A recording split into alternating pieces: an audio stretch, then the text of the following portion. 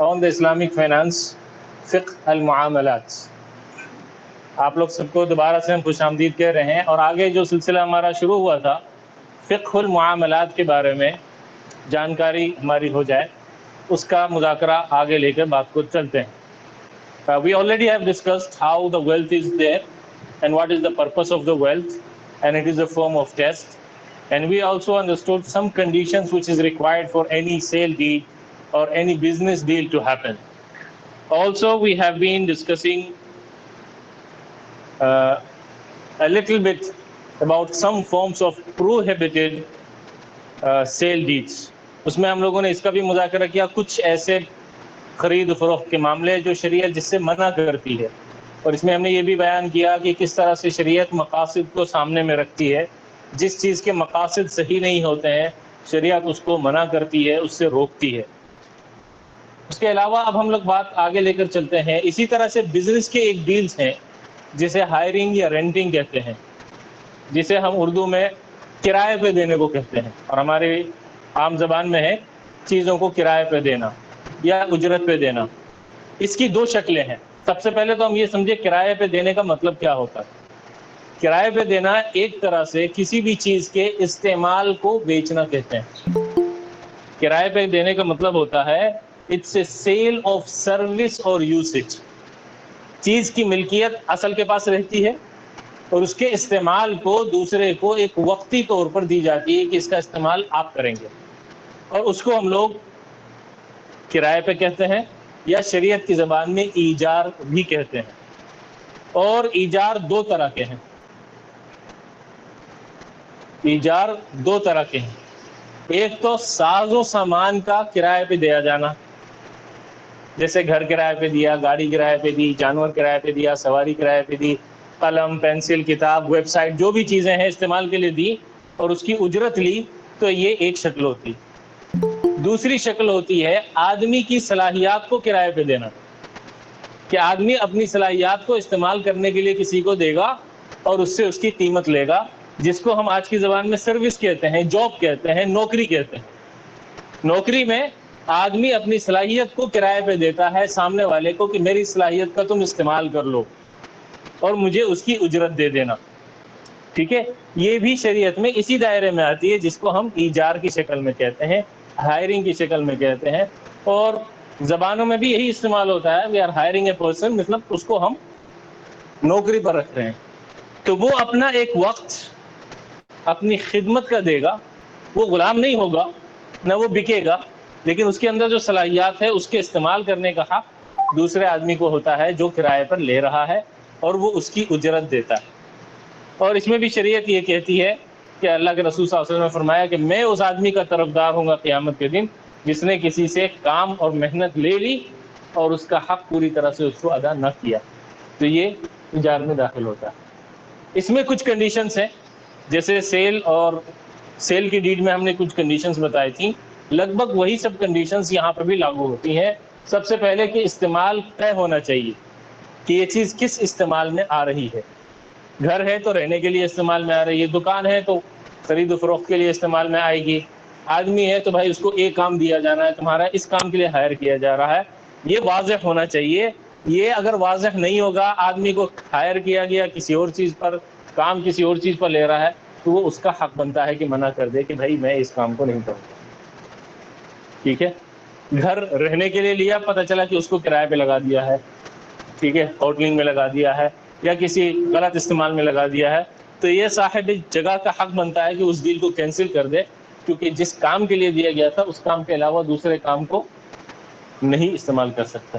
دوسری چیز ہے کہ اس کی اجرت طے ہو، کہ یہ چیز اگر کرائے پہ لی جا رہی ہے تو اس کی کیا اجرت طے کی جا رہی ہے، اور وہ اجرت بھی طے ہونا ضروری ہے، ان نون باتوں پر نہیں ہو سکتا ہے. تیسری چیز اس میں ہے پاسبل آف ڈیلیوری، کہ جس چیز کو کرائے پہ دیا جا رہا ہے اس کو حوالے کرنے کی صلاحیت ہو. جو چیز میرے اپنے ہاتھ میں نہیں ہے میں اس چیز کو کرائے پہ نہیں دے سکتا. میرا کوئی جانور بھاگا ہوا ہے، کھویا ہوا ہے، میں اس کا کرایہ لگا دوں اور کرایہ وصول کروں، وہ چیز جائز نہیں ہوگی. ایک گاڑی چوری ہو گئی ہے اور ہم اس کا کرایہ لیں گے، ایسا نہیں ہے. وہ چیز ہینڈ اوور بھی ہونی چاہیے کہ وہ کرایہ پر دی جا سکے. اسی طرح سے ایگزیکٹڈ ایگزیکیوٹیڈ بائی دا اونر اور ہز اٹرنی، جس کی ملکیت ہے وہی کرائے پر دے گا، یا جس کو وہ ذمہ دار بنائے گا کہ تم اس کو کرائے پر دے دو، وہ کرائے پر دے دے۔ کوئی بھی آدمی کسی دوسرے کے مال کو اس کی اجازت کے بغیر کرائے پر نہیں دے سکتا۔ یہ obvious ہے بات، لیکن اس کو مینشن کیا جاتا ہے۔ اور آخری بات ہے کہ حلال استعمال، جو چیز حلال استعمال کے لیے کرائے پہ دی جائے گی اس کو کرائے پہ دینا جائز ہے۔ جس چیز کا استعمال معلوم ہے کہ یہ حرام میں ہونے والا ہے، اس چیز کا کرایہ کا مال بھی حرام ہی رہے گا۔ مثلا کسی نے اگر اپنی فیکٹری کو دیا شراب بنانے کے لیے، ایسی کمپنی کو جس کے بارے میں معلوم ہے کہ وہ شرابی بنانے کے لیے استعمال ہوگا، تو اس کا کرایہ بھی جائز نہیں ہوگا اور یہ ڈیل بھی جائز نہیں ہوگی۔ واقع ہوگی، ڈیل ہو جائے گی، لیکن یہ گناہ کا سبب اور حرام ارننگ میں داخل ہوگا۔ ٹھیک ہے، اس میں تمہیں خاص سے کوئی کنفیوژن نہیں ہے۔ ایک چیز اس میں نوٹ کر لیں، رینٹ اینڈنگ ود اونرشپ، جو کئی بار چلتا ہے کہ آپ اتنے دن کے لیے کرائے پر رہیے، جب آپ کا 20 سال پورا ہو جائے گا اور آپ کا کرایہ مکان کی قیمت پوری ہو جائے گی تو یہ مکان آپ کا ہو جائے گا۔ ٹھیک ہے، شریعت اس کو منع کرتی ہے۔ سوال ہے کہ کیوں منع کرتی ہے، اس کا کیا رول، کون سا رول اس میں بریک ہو رہا ہے؟ ایک کانٹریکٹ چلتا ہے کہ آپ کرایہ پہ لے لو مکان، انسٹالمنٹ نہ دے کر کرایہ دار کی حیثیت سے رہو، اور جب آپ کا کرایہ پورا ہو جائے گا اتنا جو مکان کی قیمت ہے تو مکان آپ کے نام کر دیں گے۔ ہاں، to deal in a single deal نہیں ہو سکتی ہے، وہ رول یہاں پر ٹوٹ رہا ہے، اسی لیے یہ چیز جائز کے درجے میں نہیں آتی ہے۔ بالکل صحیح۔ نیکسٹ میں ہمارے پاس ہے گیمبلنگ، جس کو اردو میں جوا کہتے ہیں، انگلش میں گیمبلنگ کہتے ہیں، اور عربی زبان میں، قرآنی زبان میں میسر، اور عام زبان میں آج کے دور میں قمار یا قمار کا لفظ دیا جاتا ہے۔ یہ جوا کیا چیز ہے؟ جوا کیا چیز ہے؟ آپ لوگ کے ذہن میں جوا کا لفظ سنا ہوا ہے؟ جوا کا کیا تصور ہے آپ کے ذہن؟ جی بولیے، ایک ایک کر کے بتائیے۔ جی، ایک جگہ پیسہ جمع ہو کر کسی ایک کے پاس اگر چلے جائے تو وہ گیمبلنگ ہو سکتا ہے۔ ٹھیک ہے، اور کوئی شکل؟ جی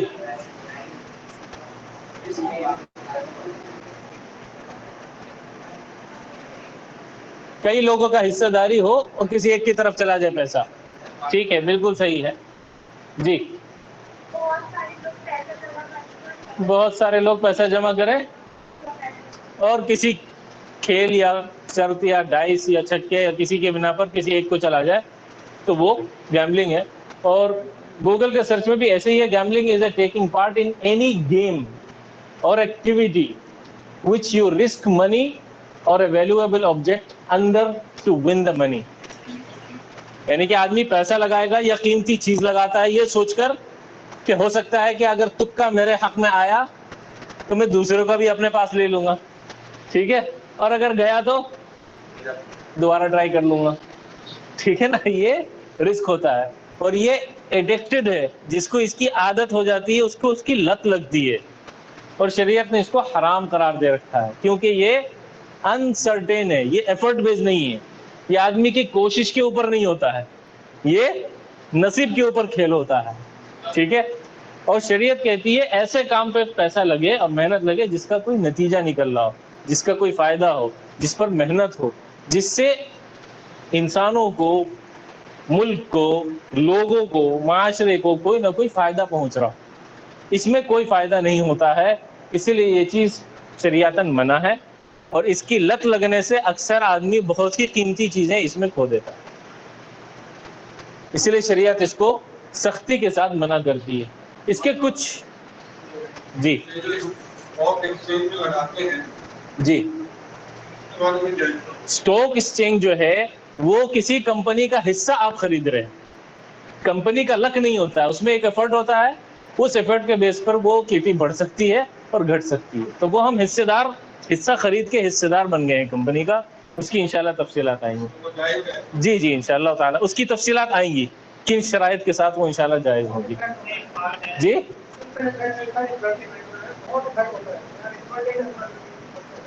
جی بہت اثر ہوتا ہے اس کا، جی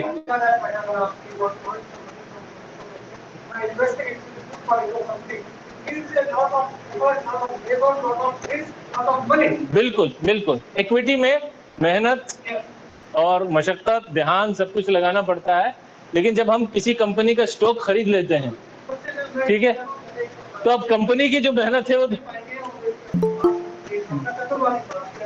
جی جی بالکل انشاءاللہ. جی آپ کچھ کہہ رہے ہیں؟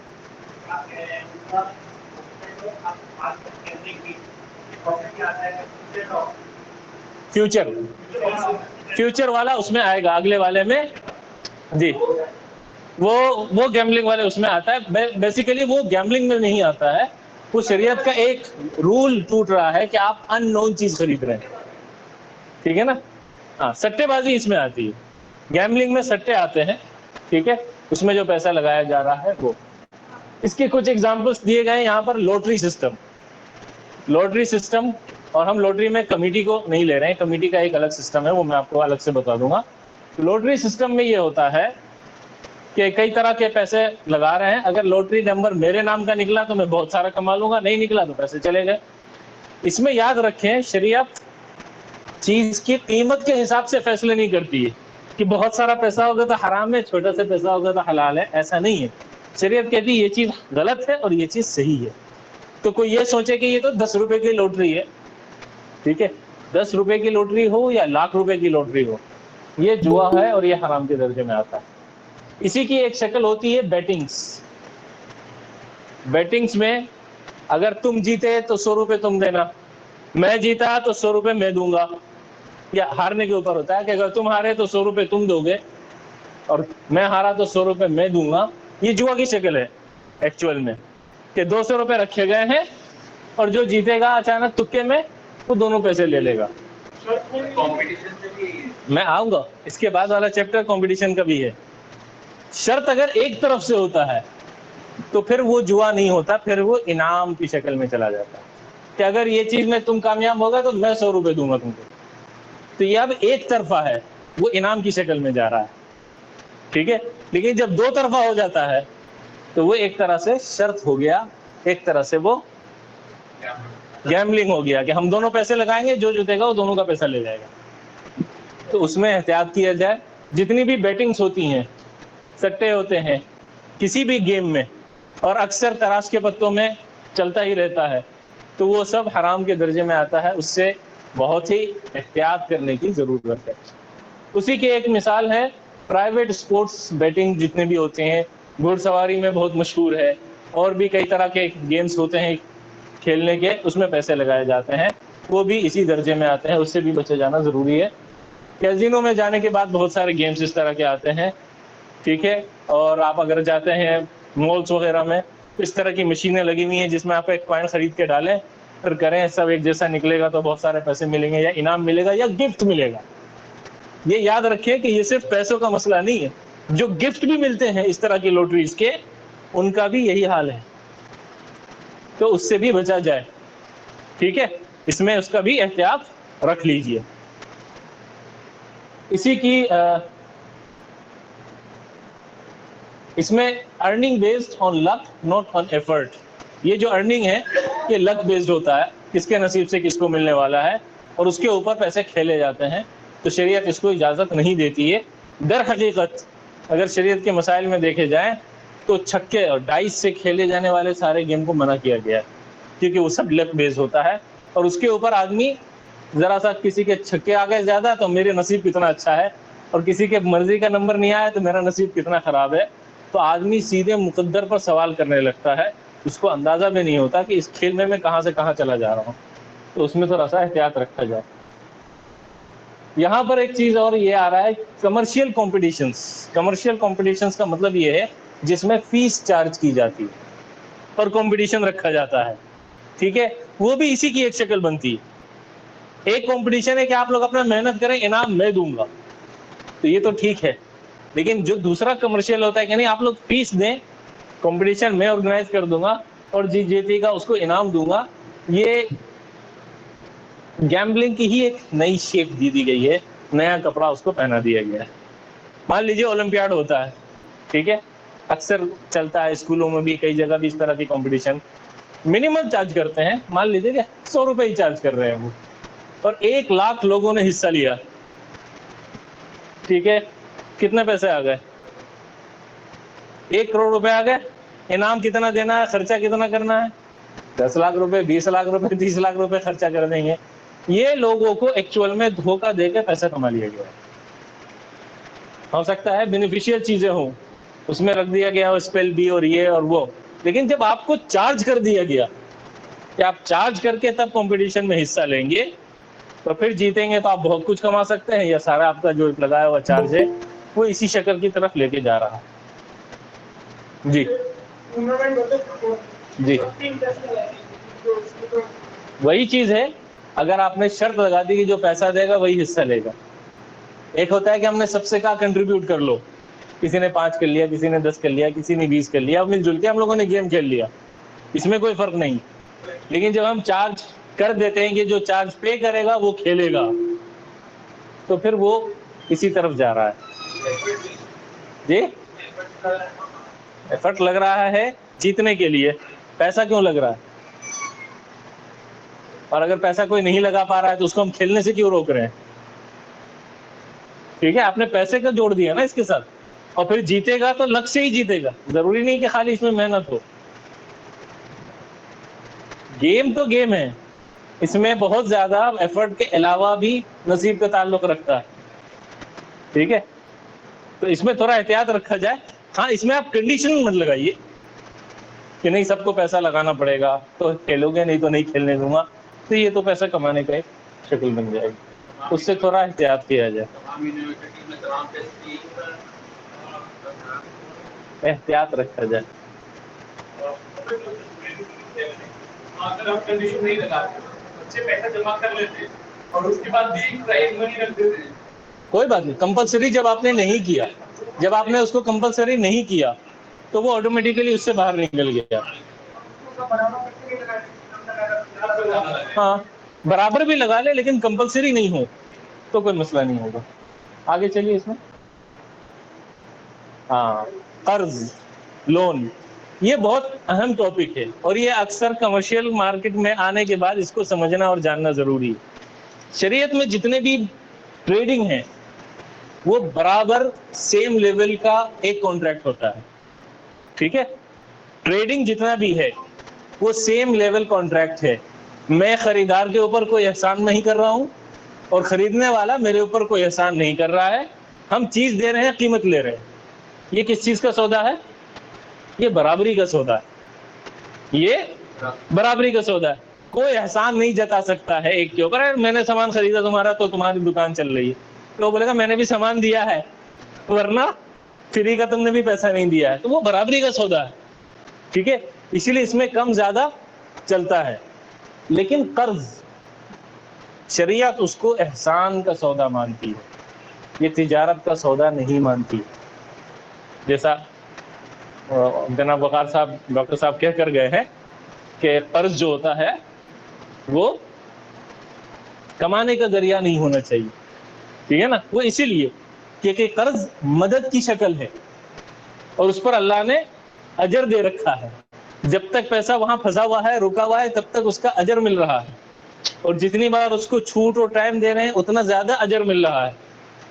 ٹھیک ہے, اسی لیے چونکہ اس پر اجر مل رہا ہے اس عمل پر, اسی لیے اس پر دنیا نہیں کمائی جا سکتی.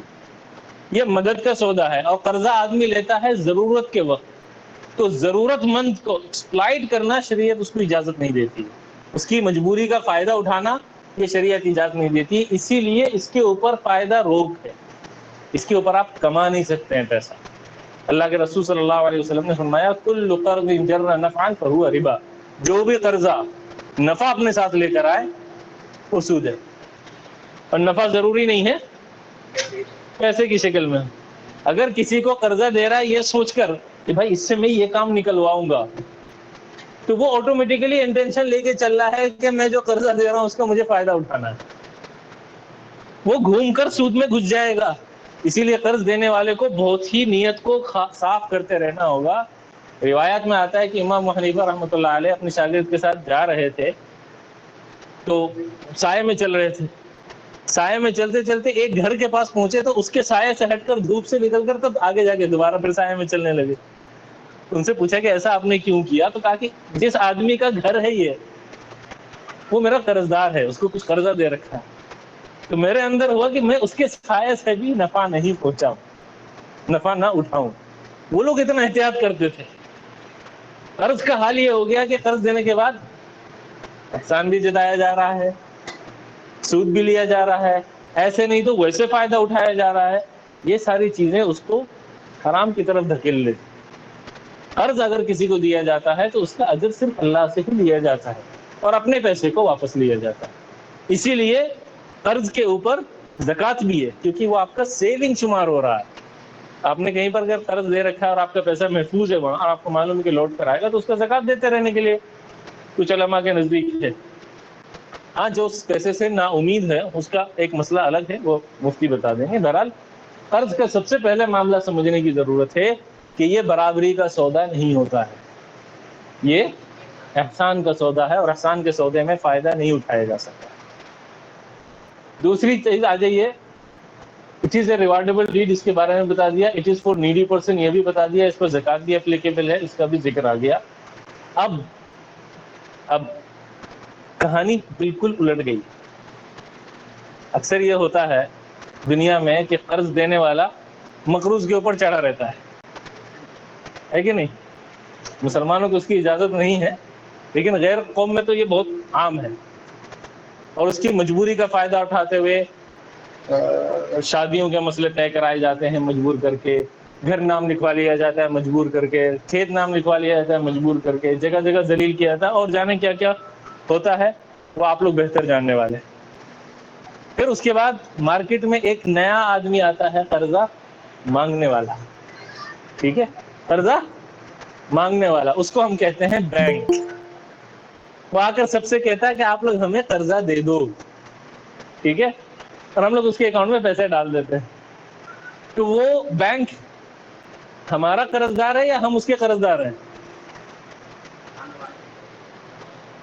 جی, بینک ہمارا قرض دار ہے اور چڑھا ہوا ایسے ہمارے اوپر ہے گویا کہ ہم اس کا قرض لے کے بیٹھے ہوئے ہیں. یہ پوری چیزوں میں ہر چیز میں دماغ الٹ چکا ہے. معایر کو جس سے چیزوں کو فیصلہ کیا جاتا ہے, تولا جاتا ہے, وہ ہمارے دماغ میں الٹ دیا گیا ہے. مثال کے طور پر ملک میں فائدہ کون دے رہا ہے؟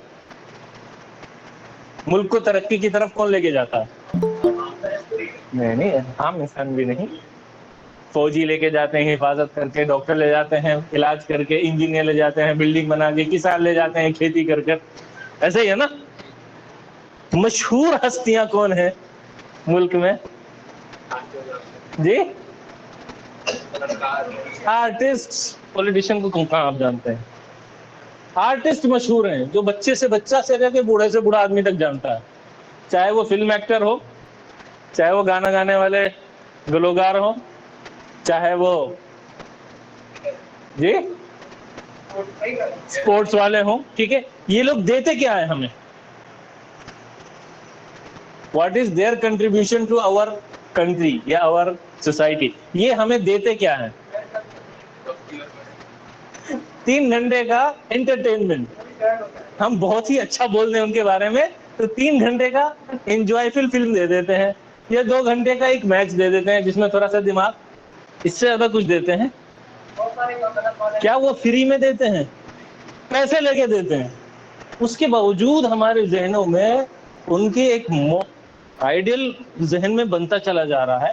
ایسا آدمی ہمارے لیے آئیڈیل بن رہا ہے جو مجھ سے پیسے لے کر مجھے 2 گھنٹے 3 گھنٹے ہزاروں لا دیتا ہے, اس سے زیادہ کچھ نہیں کرتا. اور جو ملک کے لیے کچھ کام کر رہے ہوں گے, چاہے سائنٹسٹ ہوں, انجینئرس ہوں, ڈاکٹرس ہوں, چاہے جو بھی ہوں, ان کا کوئی نام و نشان تک نہیں ہے. اتنا ہمارا ذہن الٹ گیا ہے. وہی حال ہمارے ساتھ بینکنگ سیکٹر کے ساتھ ہوا. آیا بیچارہ قرضہ مانگنے کے لیے, اور قرضہ مانگتے مانگتے ہمارے سر پر بیٹھ گیا کہ نہیں اب تو آپ نے قرضہ دے رکھا ہے مجھے, تو میں اس کا بھی چارج کروں گا, اس کا بھی چارج کروں گا, اس کا بھی چارج کروں گا. اور ہم بھی اس کے ساتھ ساتھ مجبور ہوتے چلے جا رہے ہیں. جبکہ اگر ہم تھوڑا سا بھی پیسہ روک لیں, لوگ اگر بینک سے پیسہ نکالنا شروع کر دیں تھوڑا سا بھی, تو بینک بیٹھ جائے گا, بینک کرپسی میں چلا جائے گا امیڈیٹ, ٹھیک ہے. بہرحال اس کو تھوڑا سا آپ سمجھ لیں کہ بینکرز کی کیا حیثیت ہے، وہ ہمارے ذہن میں ہونا چاہیے کلیئر. آگے چلیے. اس کے بعد ہمارے پاس ٹاپک آتا ہے ربا، یوزوری. سود کیا چیز ہے؟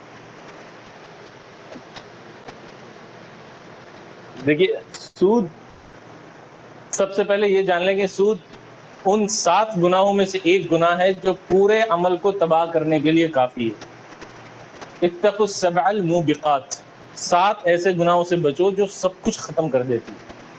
ان میں سے شرک سے بات شروع ہوتی ہے، اللہ کے ساتھ شرک کرنا، اور اس میں سے ربا کھانا یعنی کہ سود کھانا ذکر ہوا.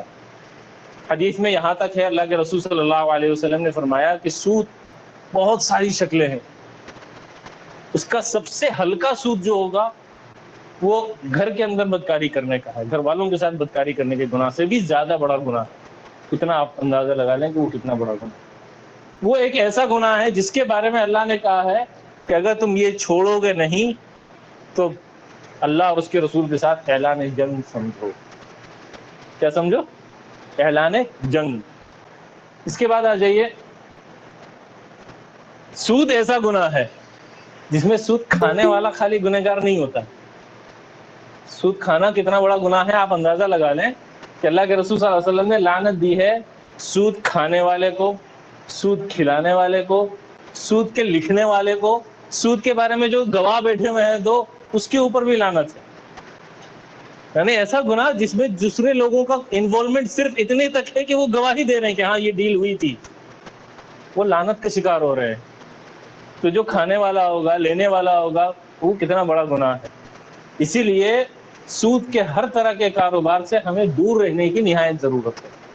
اب آ جائیے، میں ایک چھوٹے سے مثال کے ساتھ آپ کو بتاتا ہوں کہ سود کیسے فنکشن کرتا ہے، کیوں اتنی زیادہ سختی ہے شریعت کے بارے میں.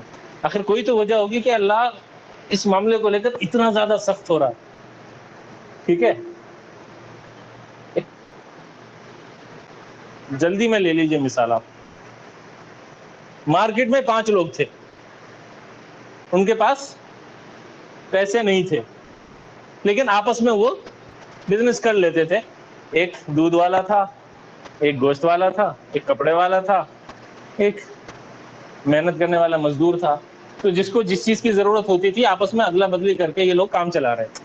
ٹھیک ہے، بینکر آیا، اس نے کہا کہ بھائی آپ لوگ کو دقت ہو رہی ہوگی ٹرانزیکشن میں، ٹھیک ہے، میں آپ لوگوں کو قرضہ دے دیتا ہوں تاکہ آپ لوگ آپس میں آرام سے خرید و فروخت کر سکیں. لوگوں نے کہا ٹھیک. اس نے ہر ایک آدمی کو بلایا اور اس سے کہا کہ یہ لیجئے 100 روپے، سال بھر اس سے آپ تجارت کریں گے، فائدہ ہوگا آپ کو. ہاں فائدہ ہوگا، تو مجھے سال کے آخری میں 110 روپے دے دیجیے. اس نے کہا ٹھیک. دوسرے کو بلایا، اس کو بھی 100 روپے دیا. تیسرے کو بلایا، اس کو بھی 100 روپے دیا. اور اس طرح سے 5 کو 100 روپے اس نے دے دیا. ٹھیک ہے، اب یہ تجارت کرنے لگے. تجارت کریں گے تو فائدہ ہوگا یا نہیں ہوگا؟ یقیناً ہوگا فائدہ. ٹھیک ہے، کیا حقیقتاً 1 سال کے بعد یہ 100 روپے 150 روپے ہو جائیں گے؟ 500 روپے جو تھے 5 آدمی کے بیچ میں 550 ہو جائیں گے؟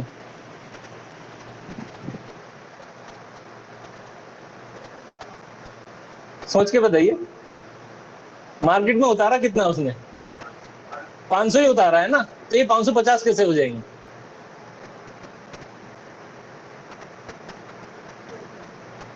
کیا یہ ممکن ہے؟ جانور بڑھتے ہیں، کھیتی بڑھتی ہے. ٹھیک ہے، جانور سے نکلا ہوا تجارت بڑھ جائے گا، اس سے نکلے ہوئے بال کو آپ کپڑا بنا سکتے ہیں. یہ چیزیں تو بننے والی ہیں، بڑھنے والی ہیں. یہ رکھا رکھا پیسہ کیسے بڑھنے والا ہے؟ کیا میرے پاس سے آپ کے پاس جانے پہ 10 روپے اس میں بڑھ جائیں گے؟ یہ تو 500 کے 500 ہی رہیں گے نا. لیکن اس نے جس طرح سے ڈیل کی ہے، یہ دھوکہ دیا ہے کہ تم کماؤ گے تو پیسہ بڑھے گا تو اس میں سے مجھے دے دینا. پیسہ نہیں بڑھتا ہے، پیسہ گھومتا ہے صرف. اور جب وہ 1 سال کے بعد مانگے گا تو کیا ہونے والا ہے؟ جی نہیں، سب قرض میں آ جائیں گے تو سب مل کے اس بینک والے کو پیٹیں گے کہ تو نے ہمیں دھوکہ دیا. ہوگا ایسا نہیں. جی مزدور پھنس جائے گا یہ کہہ رہے ہیں، وہ کہہ رہے ہیں پراپرٹی پھنسے گا. میں کہہ رہا ہوں کچھ بھی نہیں ہوگا. کس سچویشن میں وہ پیسہ مانگا جائے گا وہ ڈیسائیڈ کرے گا کون خودکشی کرے گا. اگر عید کا دن ہوگا تو کپڑے والے کے پاس زیادہ تر پیسہ گیا ہوا ہوگا. باقی سارے لوگوں نے کپڑا خریدنے میں پیسہ دیا ہوگا تو اس کے پاس پیسے اکٹھے ہوں گے. یہ آرام سے 110 نکال کر دے دے گا. گوشت والے کا گوشت بکا ہوگا 110 روپے دے دے گا. مزدور پھنس جائے گا. اور عام دنوں میں کیا ہوگا جس میں مزدور کی کمائی بڑھ رہی ہوگی اور ان لوگوں کے پاس پیسے کم ہوں گے تو وہ پھنسے گا. حقیقتاً یہ ہے کہ جس وقت ڈیمانڈ آئے گی اس پیسے کی کون پھنسے گا اور سوسائٹی کا کون سا حصہ ڈوبے گا کسی کو پتہ نہیں. دیمک کی طرح یہ اندر اندر کھاتی رہتی ہے اکانومی کو. اور جب سڈنلی کچھ ہوگا تو آپ کے سامنے ہے سری لنکا میں کیا چل رہا ہے. وہ حالات اچانک آئیں گے. کیوں آ گئے، کس کی وجہ سے آ گئے، کب آ گئے، آپ ڈھونڈتے رہیں گے پتہ نہیں چلے گا. کیونکہ کھیل تو اصل بینک نے کھیلا تھا. پیسہ دے دیا تھا، 500 روپے اتارے تھے اور 550 کا ڈیمانڈ کر دیا. وہ کسی کے پاس ہے ہی نہیں کیونکہ اس نے 50 اتارے ہی نہیں تھے. شریعت اس کو عام آدمی کے پاس اتنی عقل نہیں ہوتی ہے کہ وہ اس چیز کو سمجھ سکے. زیادہ تر عوام کے پاس اس چیز کی عقل نہیں ہوگی. اس کو تو یہ مانیں گے بھائی مجھے پیسہ ملا میں کما کے لوٹا دوں گا. ٹھیک ہے، یہ چونکہ بتایا نہیں جا سکتا، سمجھایا نہیں جا سکتا، کس کے اوپر جا کے گاچ گرے گی معلوم نہیں ہوگا. شریعت اس کو اتنی سختی کے ساتھ روکتی ہے کیونکہ اس کو آپ پتہ نہیں لگا سکتے ہیں کہ یہ شروع کہاں سے ہوا تھا اور ختم کہاں ہونے والا. اسی لیے اس پر بہت زیادہ سختی. آئیے تھوڑا آگے بڑھتے ہیں. اسی میں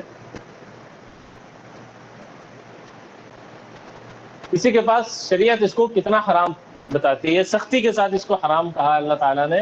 اس میں قرآن کی 2 آیتیں ہیں. ایک تو سورہ بقرہ کی آیت ہے جو شروع میں ہم نے آپ کے سامنے پڑھا تھا. اس میں ایک چیز اور تنبیہ کی ضرورت ہے کہ اللہ تعالیٰ نے کہا ہے کہ بہت سارے لوگ یہ کہتے ہیں کہ خرید و فروخت اور سود دونوں ایک ہی طرح ہے. اور اسی آیت میں اللہ نے کہا ہے مگر اللہ نے خرید و فروخت کو حلال کیا ہے اور ربا کو حرام کیا ہے. تو اللہ نے صاف کلیئر کیا ہے کہ یہ دونوں ڈیل بالکل الگ ہوتے ہیں اور جہاں پر بھی سود گھسے گا اس ڈیل کو حرام کر دے گا. آگے چلیے. وائی اٹ از حرام؟ اٹ از آپریشن اور نیڈی. سب سے پہلے کہ ضرورت مند کے ساتھ زیادتی ہے. قرضہ اس کو دیا ہے، اس کی مجبوری ہے، اس کی مجبوری کے ساتھ وہ قرضہ ادا کرے گا کہ اس کا سود ادا کرے گا یا اپنی مجبوری سے نکلے گا تو اس کے ساتھ ظلم ہے، اس لیے حرام ہے. دوسرا یہ کہ یہ پوری اکانومی کو ڈسٹروائے کرتی ہے. وہ میں نے آپ کے سامنے رکھ دی کہ مارکیٹ میں چل کچھ اور رہا ہوگا، اندر ہی اندر سے چیزیں کھوکھلی ہوتی چلی جاتی ہیں. تیسری چیز ہے leads to inflation. Automatically inflation بڑھتا چلا جائے گا اس کی وجہ سے، کیونکہ سود کی وجہ سے کاروبار نہیں ہوتا ہے. جس کے پاس پیسہ ہے وہ پیسہ ہی پیسہ لگا کے کما رہا ہے اور جو کام کر رہا ہے وہ قرضے میں ڈوبتا چلا جا رہا ہے. تو جب وہ ڈوبے گا اگلی سود کو، اس کے اوپر والے سود کو ادا کرنے کے لیے چیزوں کی قیمت بڑھائے گا تو آٹومیٹیکلی مارکیٹ میں قیمت بڑھتی چلی جائے گی. اس کے بعد ہے انسرٹین وکٹم. وہ میں نے آپ کو سمجھا دیا ہے کہ جب کس کے اوپر جا کے یہ گاج گرنے والی ہے وہ کوئی نہیں بتا سکتا اور وہ اچانک گرے گی. کسی بڑے کے اوپر بھی گر سکتی ہے اور کسی چھوٹے کے اوپر بھی. اینیمیٹی، آپس کی لڑائی جھگڑے سود کی وجہ سے بہت ہوتے رہتے ہیں اور آپ خود ہی مارکیٹ میں ہے، سوسائٹی میں آپ کو معلوم ہے کہ کس طرح کے جھگڑے اس کی بنا پر چلتے رہتے ہیں. اور اس میں یہ بھی ہے کہ قرض جو احسان کا تھا کہ آدمی شکر گزار ہوتا ہے جس نے اس کو قرض دیا اور اس کی مشکل میں اس کی مدد کی، وہ اس کے اوپر بھی چڑھتا ہے کہ سود تو دے رہا ہوں میں تمہیں، پھر کیوں تم پیسے کے مطالبہ کر رہے ہو. تو وہ برابری کا ختم، جھگڑے زیادہ ہو جاتے ہیں. آخری ہے disbalance of economy and wealth. یہ زکوٰۃ کا جو نظام ہے وہ صرف اس لیے ہے کہ بیلنس بنا رہے.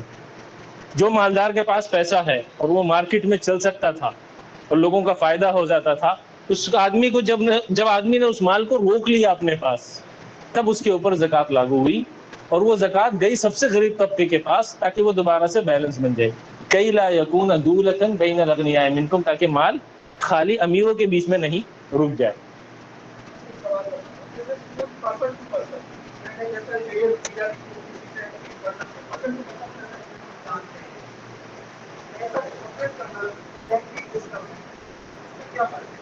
ہاں بینکنگ کا جب آپ قرضہ دیتے ہیں تو وہ بھی وہی چیز ہے، وہ جائے گا قرضہ دے گا کسی کمزور کو، ٹھیک ہے، وہ سرکل بنائے گا، آپ سے پیسہ لے گا اور کمزور آدمی کو پیسہ دے گا، اس سے سود وصولے گا، تھوڑا سا حصہ آپ کو دے گا، وہ پورا سائیکل سود کا ہی چلا دیتا ہے۔ لیکن میں آپ کو بینکنگ کا پورا فنکشن اگلے اس میں سیشن میں آنے والا ہے، آدھا گھنٹہ میں مشکل سے 20 منٹ کے بعد انشاءاللہ۔ آگے چلیے۔ ٹائپ آف یوزوری، دو طرح کے، ایک تو سب سے کامن سود ہے جو سب کو معلوم ہے، وہ یہ کہ آدمی کسی کو قرضہ دے اور اس سے ایکسٹرا کر کے وصول کرے، یہ سب سے کامن ہے سود کا کاروبار میں۔ لیکن اس کے علاوہ ایک سیل پرچیز کا بھی سود ہے، جس کے بارے میں اللہ کے رسول صلی اللہ علیہ وسلم کی ایک حدیث آتی ہے، gold for gold, silver for silver, wheat for wheat, barley for barley, date for dates and salt for salt, like for like and hand to hand. یہ 6 چیزوں کا ذکر ہے اس میں سونے کا ذکر ہے، چاندی کا ذکر ہے، گیہوں کا ذکر ہے، جو کا ذکر ہے، نمک اور کھجور کا ذکر ہے۔ اس میں یہ ہے کہ اگر آپ سیم چیز کو سیم چیز کے ساتھ ادلا بدلی کر رہے ہیں تو ان کا برابر ہونا اور ہاتھ کے ہاتھ ہونا ضروری ہے، برابر ہونا اور ہاتھ کے ہاتھ طے شدہ جو بھی طے ہوا ہے اس کے ہاتھ ہونا ضروری ہے۔ اگر یہ برابر نہیں ہوتے ہیں کوالٹی بیس پر تو شریعت اس کو روکتی ہے، یعنی کہ گھٹیا کوالٹی کا کھجور 1 کلو، ہم اچھے کوالٹی کی کھجور 1 کلو سے ادلا بدلی نہیں کر سکتے، وہ اس کو ربا میں گنتی ہے۔ وہ کہیں گے کہ آپ اس کو جا کے سونے سے خرید لیجئے، پیسے سے خرید لیجئے، اور اس کو پیسے سے بیچ دیجئے، ان دونوں کا آپس میں ادلا بدلی کریں گے تو ان کو برابر ہونا ضروری ہے تاکہ کسی کی مجبوری کا فائدہ نہیں اٹھایا جائے۔ یہ ان 6 چیزوں پر لاگو ہے، اسی لیے سونے کا بھی سونا اگر ہو ادلا بدلی تو برابر ہونا ضروری ہے اور ہاتھ کے ہاتھ کرنا ضروری ہے، اس چیز کا دھیان رکھا جائے۔ اس سے یہ بات پتہ چلتی ہے کہ ہمارے پاس 2 طرح کے سود ہیں، ایک کوانٹیٹیو اور ایک ڈیلیڈ یعنی ٹائم بیسڈ۔ ایک تو یہ کہ کوانٹٹی میں برابر ہونا چاہیے اور ایک ہاتھ کے ہاتھ ہونا چاہیے، اس کو ڈیلے کر دیں گے کیونکہ ان چیزوں کے ریٹس فلیکچویٹ بہت زیادہ کر جاتے ہیں، تو اس میں اس کا احتیاط رکھنے کی ضرورت ہے، اور اس کی پوری تفصیلات انشاءاللہ تعالیٰ آگے بھی آ جائیں گی۔ آگے چلیے۔ اچھا، ڈیلی ٹرانزیکشن میں کہاں پر سود انوالو ہو جاتا ہے؟ سونے کا ایکسچینج کرتے وقت، یہ پرانا سونا لے کر بڑا نیا سونا لے لیں، اس کا ادلا بدلی میں احتیاط کریں، پرانا سونا بیچ دیں اور نیا سونا خرید لیں، آپس میں اس کا ادلا بدلی نہ کریں۔ کرنسی ایکسچینج کے وقت بھی ہوتا ہے، میں نے آپ کو 100 روپے دیا ہے، اس کو کھلا کر کے دے دو، تو کھلا پیسہ پورا لینا ضروری ہے، آدھا ابھی لے لیں گے آدھا بعد میں لے لیں گے، ایسا نہ کیا جائے۔ بہت کامن ہے کہ آپ مارکیٹ میں جائیں، پرانے 100 روپے کے نوٹ کے بدلے میں نیا 90 روپے کا نوٹ لے لیں، ٹھیک ہے نا، یہ جائز نہیں ہے، یہ سود کی شکل میں آتا ہے۔ کرنسی کا برابر ہونا ضروری ہے اگر آپ exchange same currency to same currency کر رہے ہیں، وہ کرنسی میں زیادہ کم ہو سکتا ہے، ہاں سیم کرنسی میں برابر ہونا چاہیے۔ جی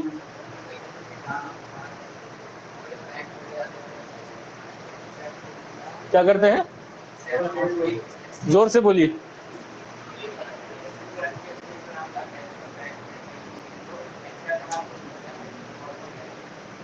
وہ تو خرید فروخت ہو رہی ہے 2 الگ الگ کرنسی میں، وہ زیادہ کم ہو سکتا ہے وہ کچھ چارج بھی کر لیں، اس سے کوئی فرق نہیں پڑتا، ٹھیک ہے۔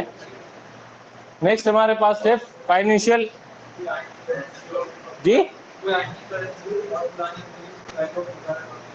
جو وہ اینٹک کرنسی ہے وہ اب چل نہیں رہی ہے نا، تو وہ کرنسی میں نہیں آ رہی ہے، وہ اب اینٹک آبجیکٹ ہو گیا ہے، وہ اب کرنسی نہیں، اس سے آپ مارکیٹ میں کچھ خرید فروخت نہیں کر سکتے، ٹھیک ہے نا، وہ ایسٹس میں چلا گیا۔ آگے ہمارے پاس کچھ فائنینشیل فائنینس انسٹالمنٹ، جو انسٹالمنٹ باندھی جاتی ہے اور اس میں کوئی تیسری پارٹی فائنینس کر رہی ہوتی ہے تو وہ اس کے سود کو کاروبار کر رہی ہوتی ہے، وہ بیچ میں آ کے کیش پیمنٹ کر کے آپ سے سود وصولنے کی کوشش کرتی ہے۔ اگر ڈائریکٹ ڈیلنگ ہو رہی ہے خریدار اور بیچنے والے کے بیچ میں تو انشاءاللہ امید ہے کہ اس میں سود نہیں انوالو ہوتا ہے، لیکن جس میں تیسری پارٹی بیچ میں آتی ہے فائنینسنگ کمپنی، وہ اس کو سود میں کنورٹ کر دیتی ہے، اور حرام کھلانے کے لیے ہزاروں لوگ بیٹھے ہوئے ہیں، کھٹکھٹا کے بولیں گے کہ آپ ایسے لے لو ایسے لے لو ایسے لے لو، سود میں چلے آؤ. تو اپنے آپ کو بچانا اپنی ذمہ داری ہے. سیکورٹی بیسڈ رینٹل کہ 10 لاکھ روپے دے دیجیے اور فری میں رہیے، جب جانا ہوگا ہم 10 لاکھ روپے واپس کر دیں گے. یہ ایک طرح سے قرضہ دیا ہے اور اس کے بدلے یہ منافع لیا ہے یہاں کی رہائش. تو یہ اگین اسی سود کی طرف چلا جا رہا ہے کہ قرضہ دے کر اس کا نفع اٹھانا. ٹھیک ہے، وہ پیسے کی شکل میں نہ لے کر سروس کی شکل میں اس نے لے لیا ہے. یہ کامن ہمارے یہاں جو چل رہی ہے وہ اس لیے تنبیہ کر دی گئی ہے تاکہ اس سے بچا جا سکے. آئیے نیکسٹ. الحمدللہ ٹائملی ختم ہو گیا پھر ہمارا. ٹی بریک کا ٹائم ہے جی.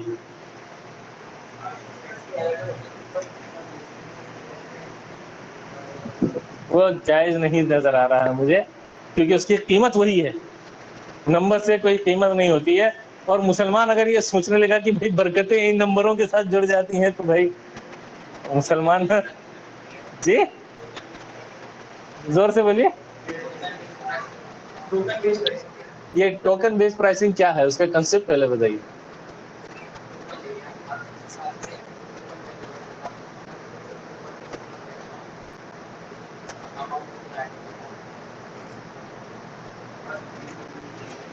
یہ لیجیے کھانا، لگتا ہے کھایا نہیں آپ نے.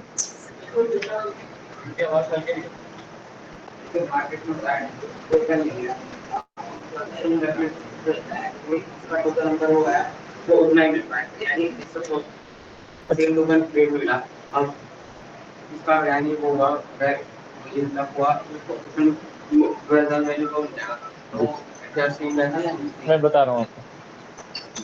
یہاں پر آپ نے یہ سوال کیا ہے کہ کئی بار کئی مارکیٹ میں ہم جاتے ہیں تو وہاں کچھ ٹوکنز ملتے ہیں، اس کو اسکریچ کرنے پر اگر کچھ مل گیا تو اس میں پرائز مل سکتی ہے، نہیں مل سکتی ہے.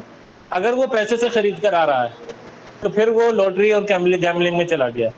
اور اگر وہ فری میں بٹ رہا ہے، ٹھیک ہے کہ فری کا آپ لاٹری لے لیجئے، آپ نے اتنے دن کی خریداری کر لی، ہم آپ کو یہ دے رہے ہیں تحفۃً. اب آپ کا نم کا اگر مل گیا تو ہم آپ کو انعام بھی کچھ دے دیں گے ایکسٹرا، تو ایک الگ چیز. لیکن اگر یہ ٹوکن ملے گا اگر آپ اتنی خریداری کریں گے تو وہ اگین گیملنگ کے اس میں چلا جا رہا ہے. کمرشل بیسڈ ہے، اگر خرید کر ہے تو وہ اسی کیٹیگری میں ہے. ہاں تو وہ سب ان نون چیز کے سیل پرچیز میں ہے. جی ایک ہوتا ہے سیکورٹی بیس رینٹل کی، کوئی آدمی سیکورٹی اتنا جمع کر دے اور فری میں رہ لے، رینٹ میں رہ لے گا، اس کو رینٹ نہیں پے کرنا ہے. ٹھیک ہے، تو یہ جو پیسے دیے یہ اس نے ایکچوئل میں قرضہ دیا اس کو فائدہ اٹھانے کے لیے، اور اس کا منافع یہ لے رہا ہے، سود لے رہا ہے رہ کر، تو وہ جائز نہیں ہوگا. لیکن اگر کوئی گھر لیتا ہے اور سیکورٹی کے طرح سے پیسہ رکھتا ہے وہ الگ چیز ہے. ٹھیک ہے نا، وہ سیکورٹی کا پیسہ واپس ہوتا ہے. وہ سیکورٹی واپس، وہ سیکورٹی اس لیے رکھی جاتی ہے کہ اگر بلڈنگ میں کوئی نقصان ہوا تو میں اس سے بھروں گا، نہیں تو آپ کے پیسے واپس کروں گا. وہ قرضہ نہیں لیا ہے اس نے، وہ ایک طرح سے ضمانت لی ہے، اس کی شکل الگ ہو گئی. سوال تو کوشچن آنسر کے سیشن کے لیے رہنے دیجیے. ٹھیک ہے امام صاحب، اس میں آپ اور کچھ اضافہ کرنا چاہیں گے یا ٹی بریک ہم لوگ لے لیں؟ جی ایک بار فون کر لیجیے رضی بھائی سے. ٹی بریک بسکٹ وغیرہ کی کوئی تیاری ہوئی ہے؟